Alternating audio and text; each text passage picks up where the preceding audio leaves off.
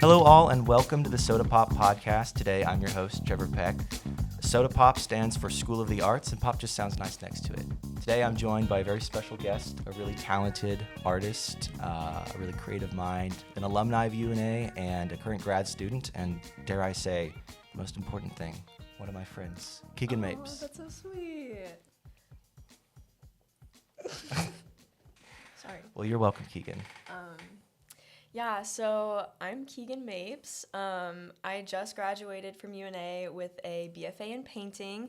I'm currently a non-degree seeking grad student here. I'm taking a grad ceramics class, and then I'm going to apply to grad school somewhere I'm thinking studio art right now, so that way I can do like painting and ceramics because I do really love both. Wow. Those are two things that I can't do. And that's okay. Everybody has their talents. Yeah, everybody, not everybody can be a ceramic painter. No, but not everybody can be an amazing filmmaker. Well, there you go. So. You've heard it here first, folks. So to start off with, we're going to be doing our new segment, Pop Art, where we just talk about stuff that's been inspiring us recently. So I'll go first. Okay. Something that's been inspiring me recently, it's a bit weird. It's just like cheesy and corny things. Mm-hmm. I feel like anytime that I'm reading a script that like a student filmmaker wrote and it's like really cheesy and it's just like people talking about their feelings, I'll say like, oh, that's so corny, that's so bad. And so I'll go and I'll like write like a comedic script that has like a lot of really weird sci-fi things and I'll be like, this is good. Mm-hmm. But, recently I've been proven wrong. Recently I've been watching a lot of films that I thought the scripts were really corny, but like they're really beautiful films. And so recently I've kind of been like inspired by that, people talking about their feelings and junk. That's life. Dare I say camp, maybe. Dare I say camp. Yeah. Keegan, what's been inspiring you recently? I've had quite a journey recently about my inspirations. I started like in painting, I was heavily inspired like femininity and my experience with that. But recently, going into ceramics, it's going from 2D to 3D, so your mindset kind of has to change a little bit. And I've been inspired by this feeling that I get when I would say like first and foremost, I'm an artist, I'm a creative. I wouldn't label myself as like a painter or a ceramicist. So like first and foremost, I'm an artist. Like I've done dance a lot. I'm currently doing a musical. I am involved in music. So there's like this one feeling that I get when I experience a really great piece of art. It happens when I'm dancing. It happens a lot when I listen to music, when I look at really great pieces of visual art. And that's what's been inspiring me recently. I'm trying really hard to push myself to find that quality in my art. And it's hard to explain like the qualities that it needs to get that feeling, like get that reaction from me. But I've been on like this journey this semester trying to find like that feeling. Yeah, just the feeling of when you make something, you feel like there's nothing else that you can add or take away. Yeah. It's like, it's perfect. And it's just like this like overwhelming sense of beauty to me, I feel like. Oh, that's interesting. Yeah. That's interesting. Most of the time, whenever I think about works of art that I really like, it's almost kind of mechanical when I think about it, because I think about like, it in terms of if a story is structured really well, there's nothing else that could be added to it that can make it better or worse. Like there's nitpicks, obviously, everybody has nitpicks, but if a story is structured really well, everything that pays off later is like set up first and stuff like that. And I'm just like, that's really well constructed. Yeah. But that's interesting. I don't remember the last time I looked at something and I was like, that's really beautiful. Yeah. I love doing that. Like I'll look at like trees or like the moon and like I see it in like a compositional way and I'm like, wow, that's just so beautiful. Wow.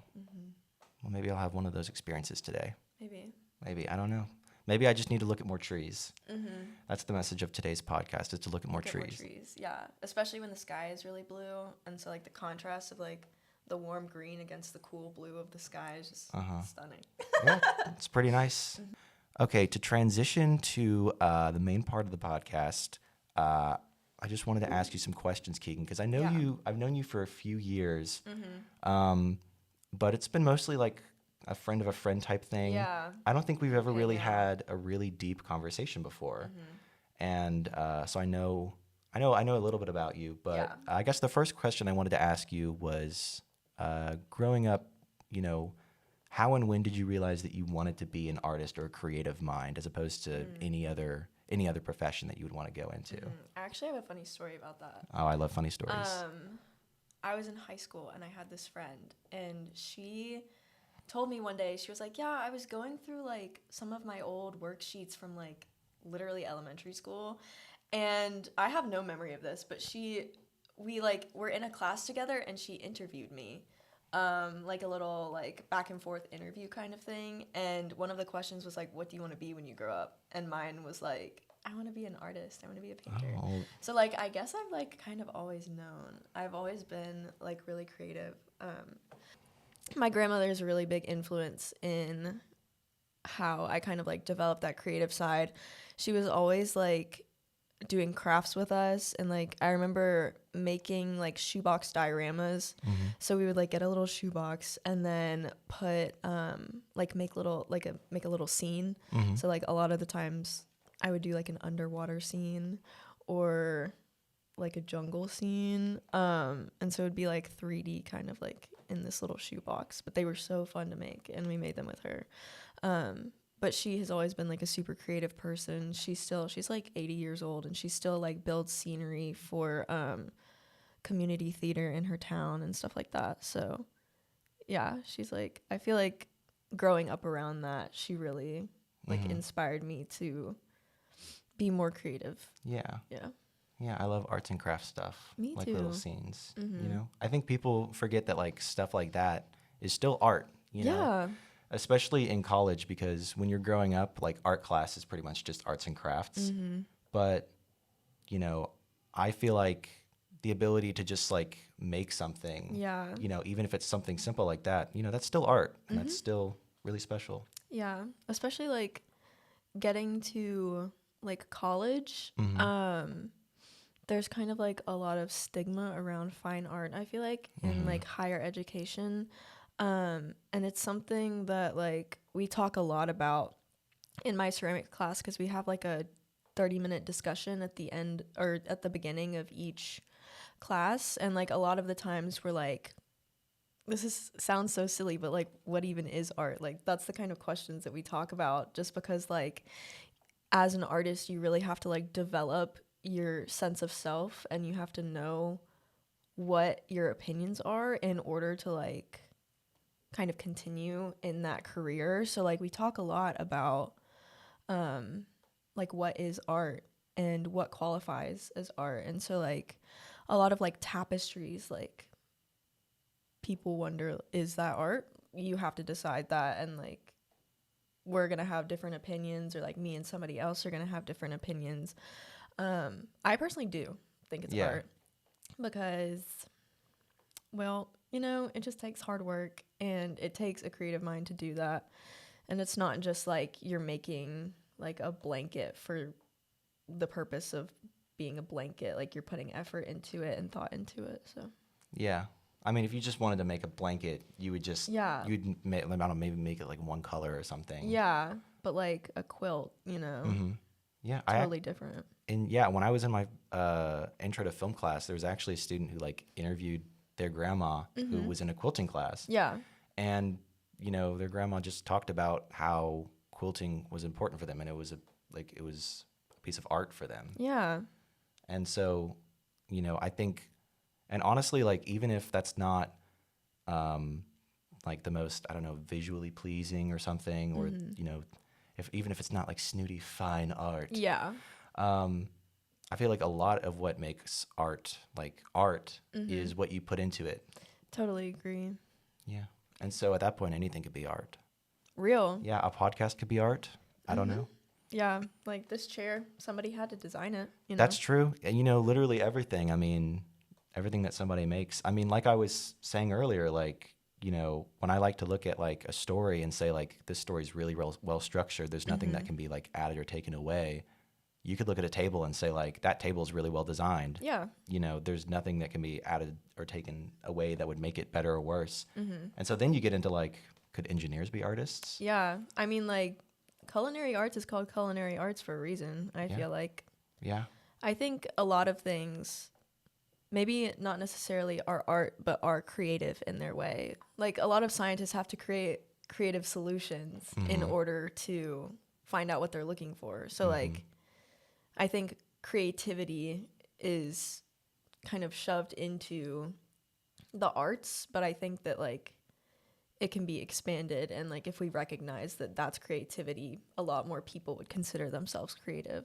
Yeah. Yeah, for sure. And I was actually talking to one of our mutual friends, Molly Miller, about this. Yes, I love Molly. I feel like when art students graduate college, if they don't go into an artistic field, they just feel like, oh, like I failed. Yeah. But you can be artistic anywhere. Oh, for sure. And, you know, right now our friend Molly, she cuts hair.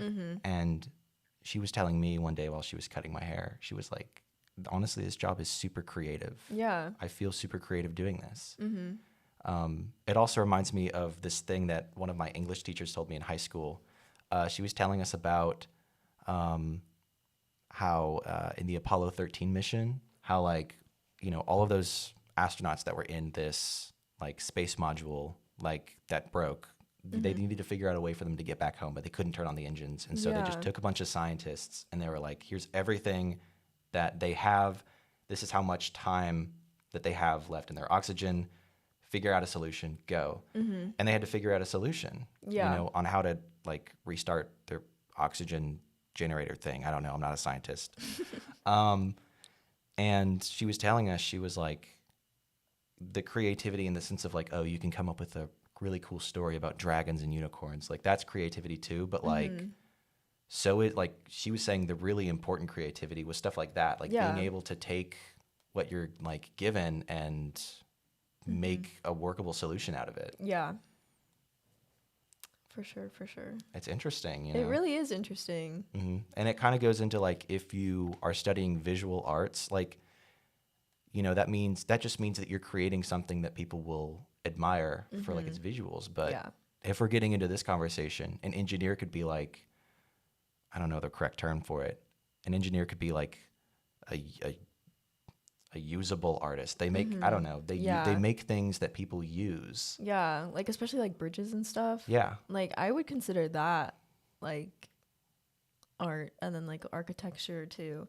Especially like I love like Gothic architecture and really old architecture, and I see that as art as well. And that's where the worlds meet, you know, is if you create something that has like a function, but it's also beautiful to look at. Yeah, and I feel like a lot of people forget that. I feel like on this campus there's a lot of like discourse between like the STEM students and the art students. I see it a lot on Yik Yak, to be honest. And like all the STEM majors are always like, our stuff is so hard. Like I wish I was an art major so that I didn't have to do anything. But hey guys, I have spent so many all-nighters, okay? Like we're in the same boat, okay? Yeah. First of all. But yeah, I feel like there's so much discourse, and if people just like remembered that like our worlds meet like that, I think that would calm the peace. Like especially like Leonardo da Vinci was an anatomist. He did engineering, he did art. Like he was a very well-rounded person, you know? So I think people just like kind of forget that sometimes. Yeah, guys. All right, us artists, we suffer too. We suffer too. The only difference is our suffering is self-imposed. No, literally. That's another thing about art that I guess we'll talk about now is like how sometimes you just strike gold and you find something that is both easy and it's really good. Like you instantly get an idea for a film that is super easy to it's super easy to film. There's nothing complicated, but it's also really good.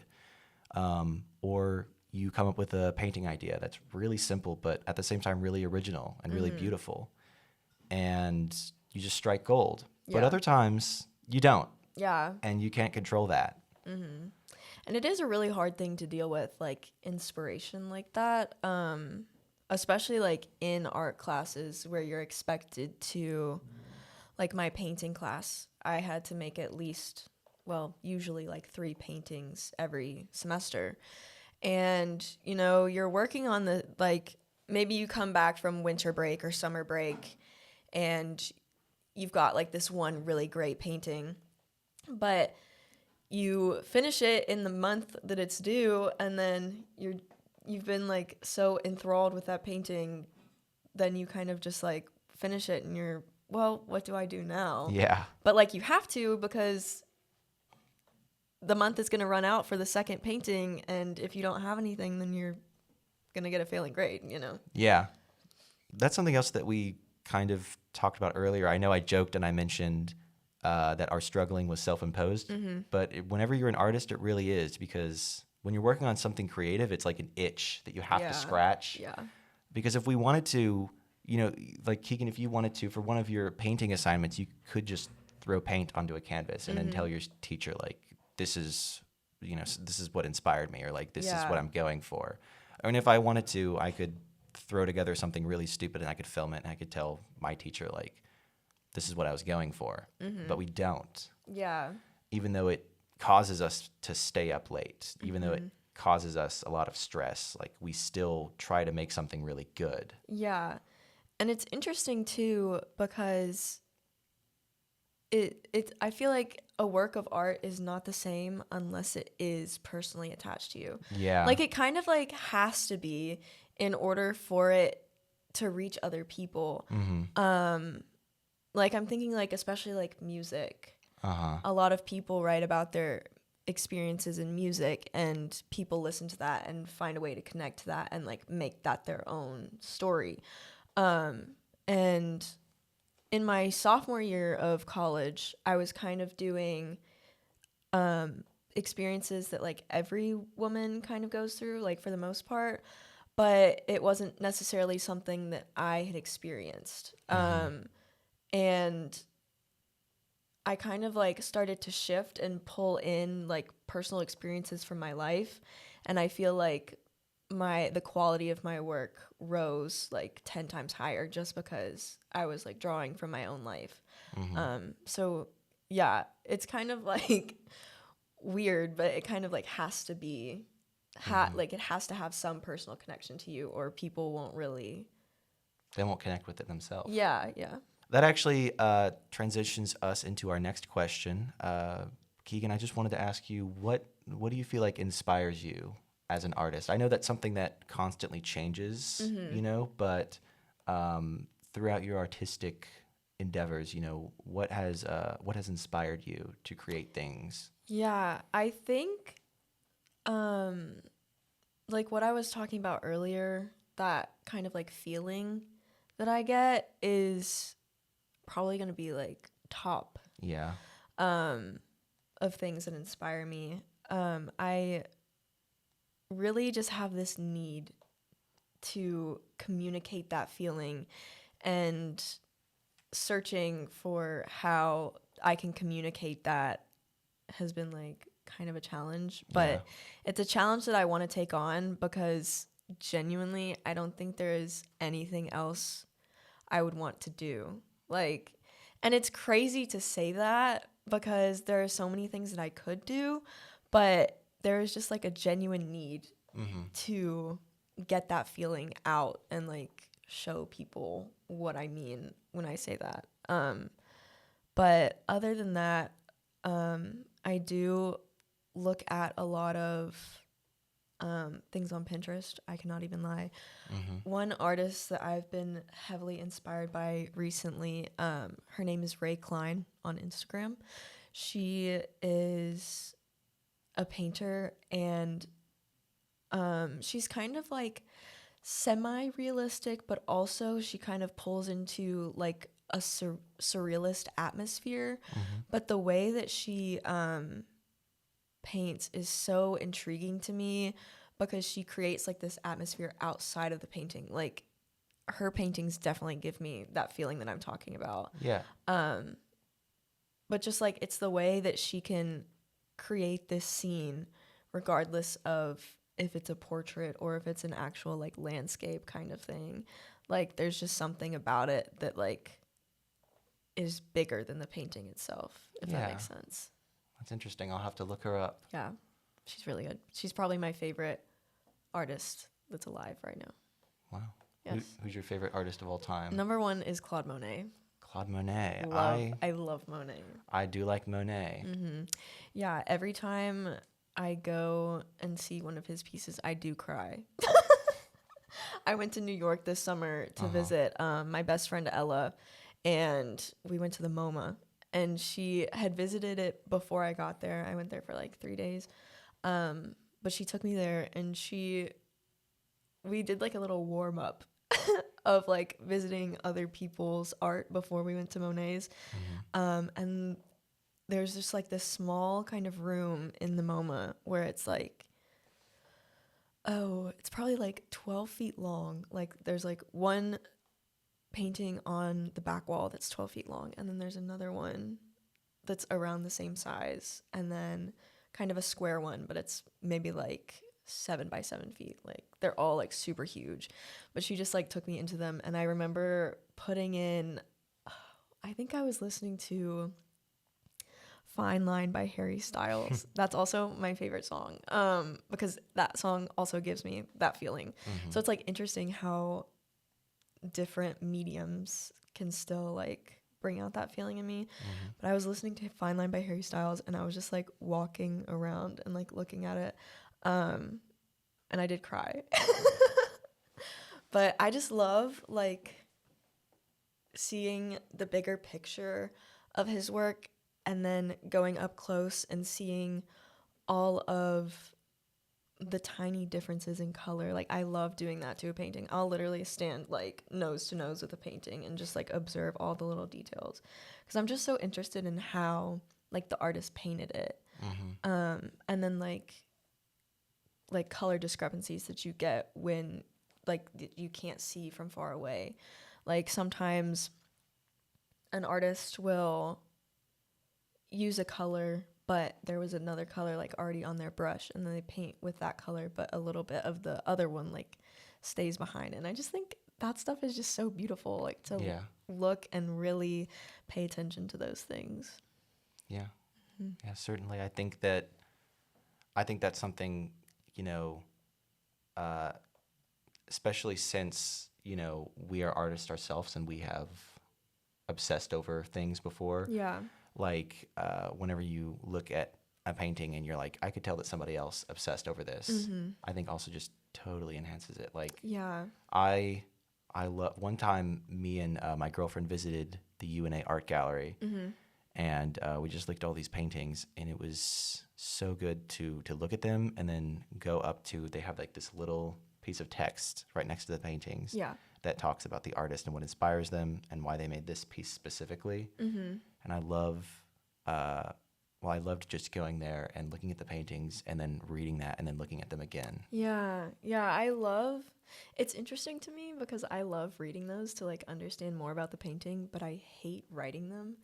Like it's just like really vulnerable for me, I feel like, and it takes a lot to say that about your work, because there's some, like, I visited a lot of art museums and art galleries, and there are some people that will literally just say like the title of the piece, the name of the artist, and then like the dimensions or like the year that it was made.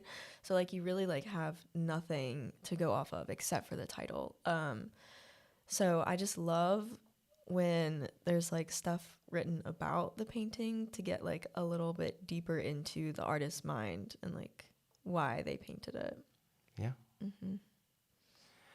So I did want to talk a little bit about the school, since this is the School of the Arts. Yes. Keegan, what has your experience been like at UNA, being a visual arts student and, now being a grad student here? Yeah, I think it's been really, really good so far. I think we have a lot of really capable faculty. I I was a painting major, so I was really involved in that. I really liked it because I had kind of like a lot of independent study where I could really just like zone in and focus on what I was creating, and really focus on like the conceptual side of it. I really enjoyed ceramics, obviously, so much so that all of my electives were in ceramics. So we have like the base classes, which is like painting 1, ceramics 1, sculpture 1, photography 1, printmaking 1.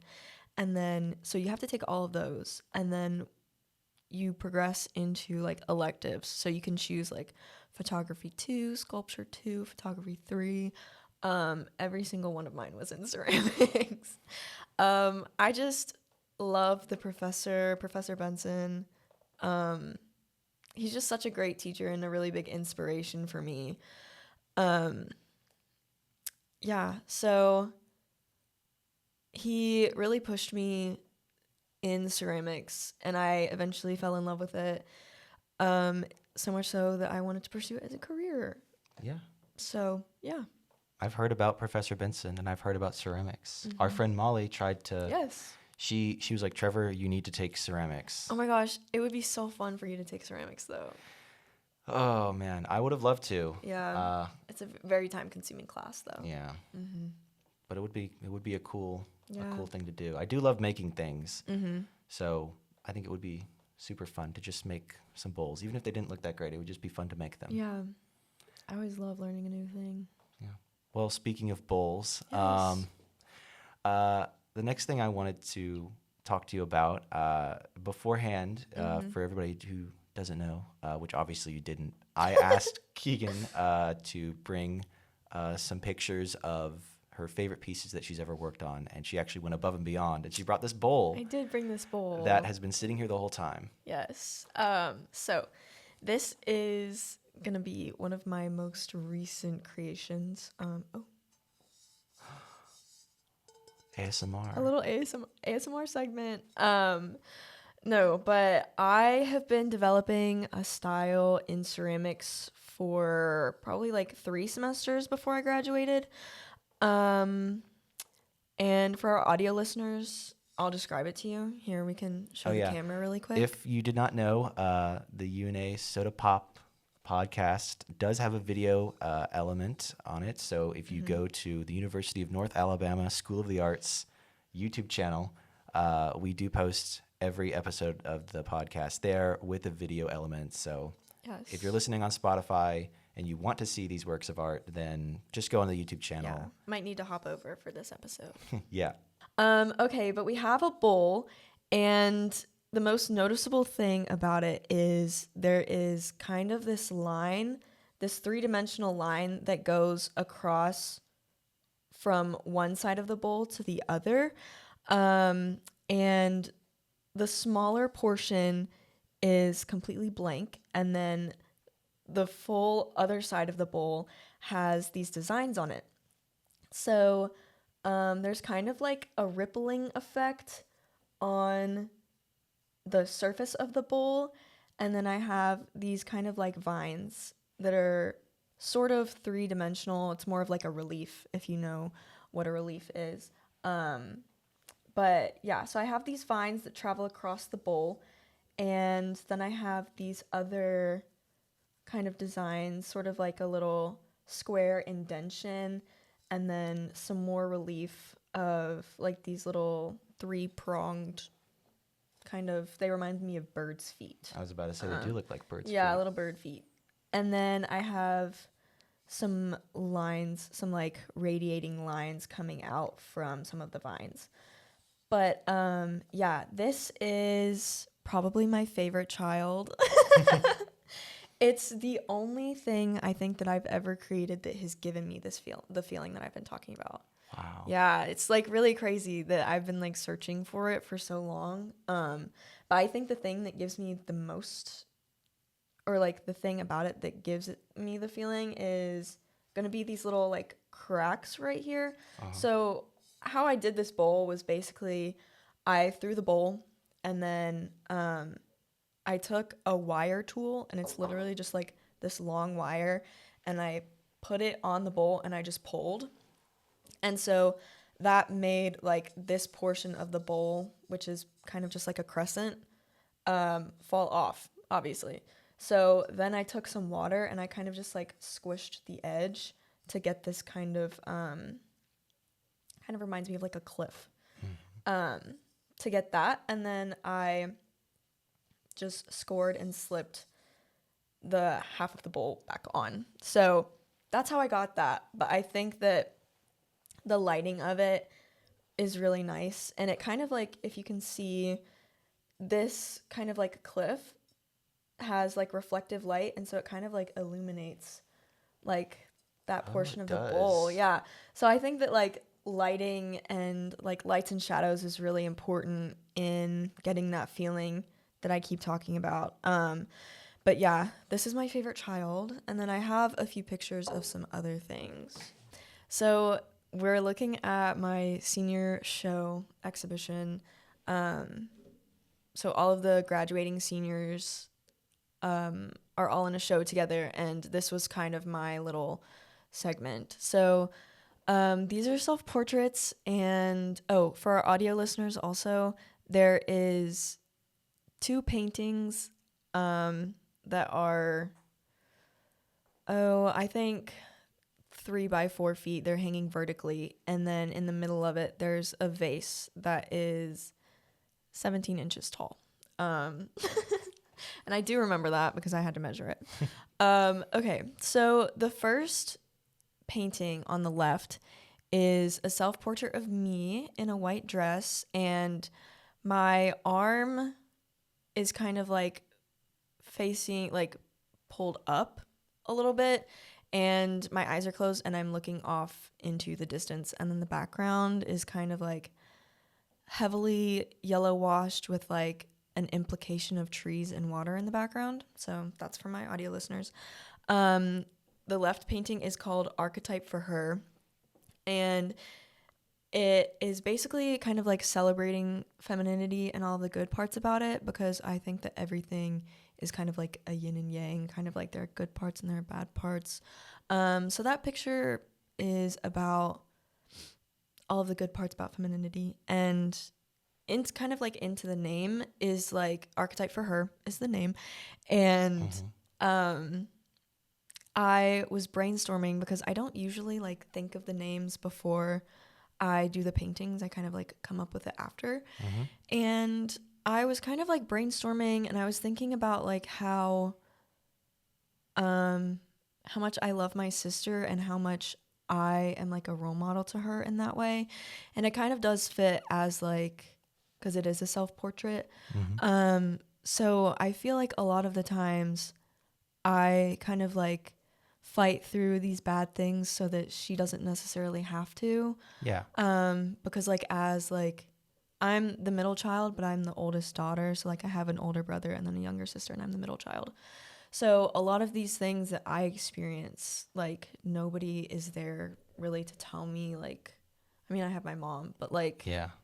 I've like personally, my bond with my mom isn't the same as with my sister, and my sister and I just like really connect to each other, and me and my mom connect to each other too, but like me and my sister are like super tight. Yeah. It's just different. Yeah, it's just different. It's just a different dynamic. But yeah, so I kind of, while thinking about like celebrating femininity, I kind of wanted that to be something that she can like look up to. So Archetype for Her, I'm referencing my sister, and wanting to be something that my sister can kind of like look forward to as she grows up. So we'll talk about the other painting on the right. This one is called Again I Falter, and it's a similar scene. It's a self-portrait of me in a white dress, and the background is kind of like yellow washed with an implication of trees and water, so it's very similar to the other one. And then this time I'm kind of like leaning back with my arm over my eyes, and then my other hand is like crossed over like my torso. So this one is called Again I Falter because it's part of, like, it's talking about the not as good parts about femininity. But the reason that I called it Again I Falter is kind of like referencing Orpheus and Eurydice, how Orpheus, like, in every story, like, looks back or does something because he loves Eurydice so much. So I'm saying, again, I falter, I look back at femininity because even though it can be hard sometimes, I do love being a woman and, like, all that that entails.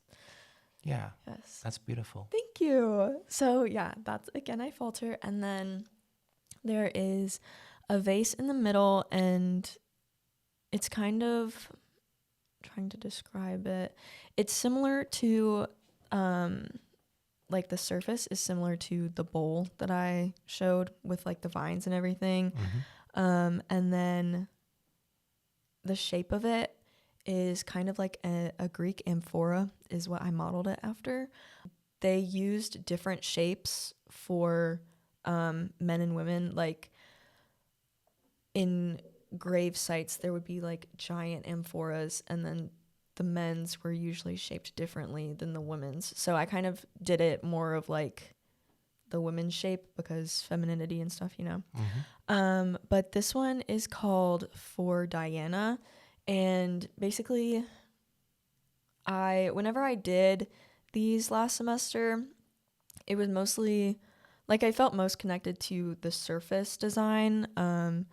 And I used, like, porcelain slip. So our clay body at UNA, we all use the same clay body pretty much. It's kind of like a darkish gray beige. But porcelain is, like, stark white. So it has, like, a really nice contrast between, like, the dark of the clay and then the brightness of the porcelain. And I did some, like, just, like, solid circles in there too, and it kind of, like, reminded me of the moon and kind of like a moonlit garden kind of vibe.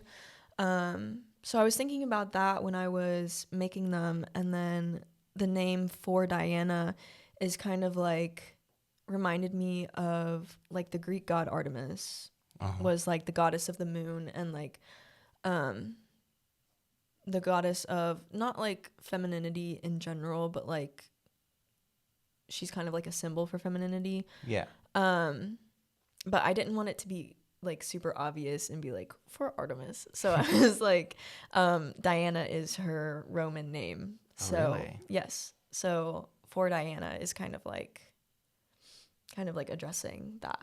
Yeah. But yeah, that's my senior exhibition. And then I have a few other things. This one is of my friend Ella. We love Ella. We love Ella, you recognize.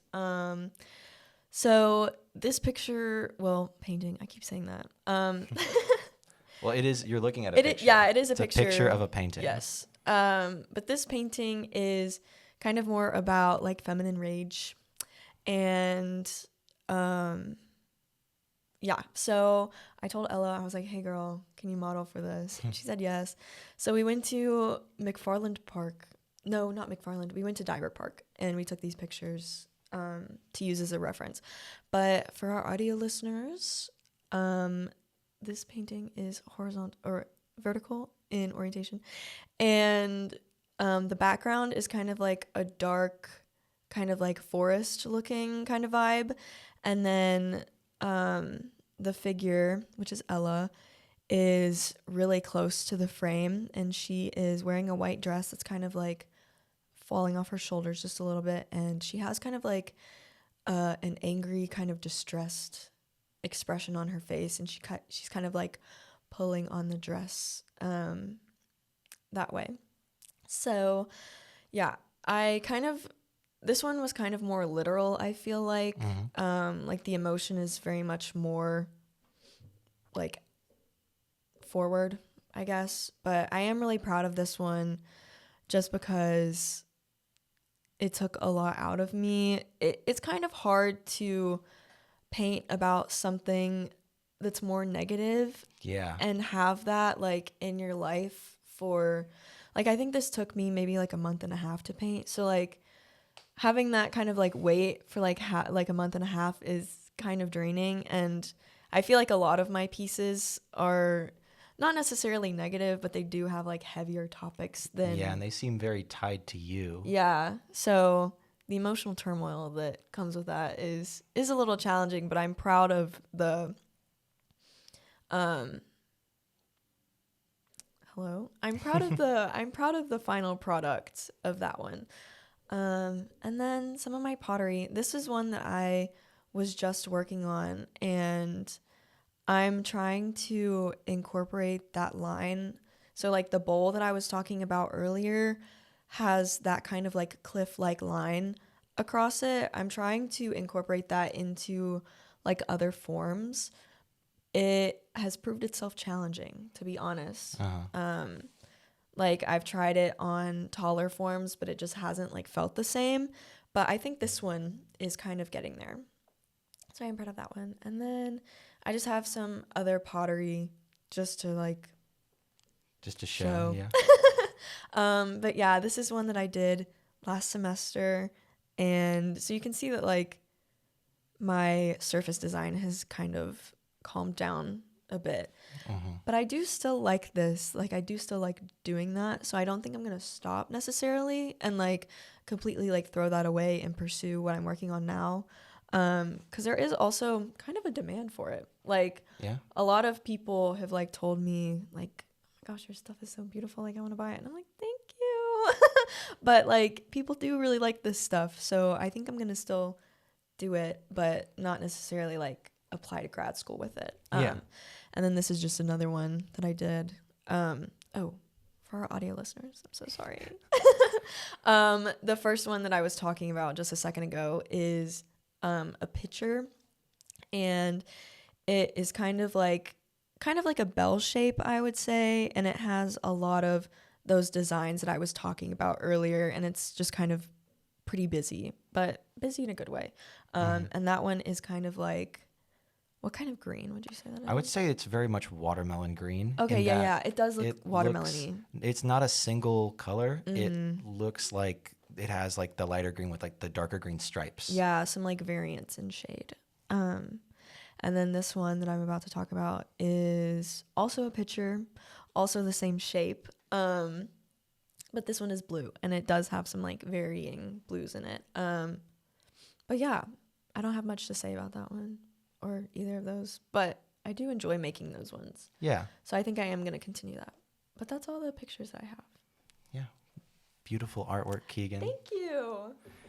I've actually, you showed me the painting you did of Ella.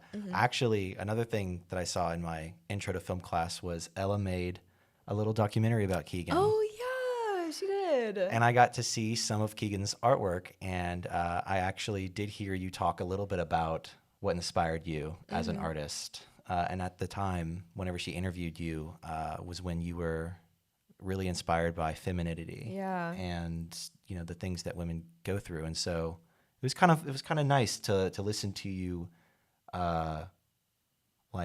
talking now, because you said that you felt like your artwork reached a whole other level whenever you started incorporating elements like that.